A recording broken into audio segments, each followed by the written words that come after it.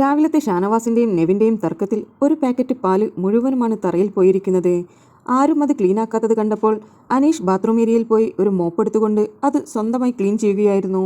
പല ആളുകളും ആ പാല് കണ്ടിട്ട് അതിനെ മറികടന്നു പോവുകയായിരുന്നു ചെയ്തത്. എന്നാൽ അനീഷ് മാത്രമായിരുന്നു അത് ക്ലീനാക്കാനുള്ള മുൻകൈ എടുത്തത്. അനീഷിന്റെ സുഹൃത്തായ ഷാനവാസ് ഹോസ്പിറ്റലൈസ്ഡ് ആയതുകൊണ്ട് തന്നെ അനീഷിന് ഇന്ന് നന്നായി തന്നെ വിഷമമായിരുന്നു. പട്ട ഗേൾസും അനീഷും ഒരുപാട് നേരമായിരുന്നു ഷാനവാസ് എപ്പോൾ വരുമെന്ന് കാത്തിരുന്നത്.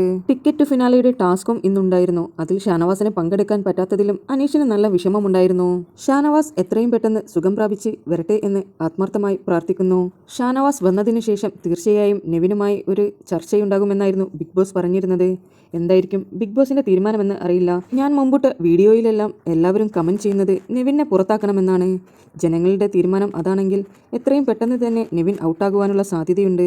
നിങ്ങൾക്ക് BBയുടെ പുതിയ അപ്ഡേറ്റ്സ് അറിയുവാൻ താല്പര്യമുണ്ടെങ്കിൽ എൻ്റെ ചാനൽ സബ്സ്ക്രൈബ് ചെയ്ത് സപ്പോർട്ട് ചെയ്യുക.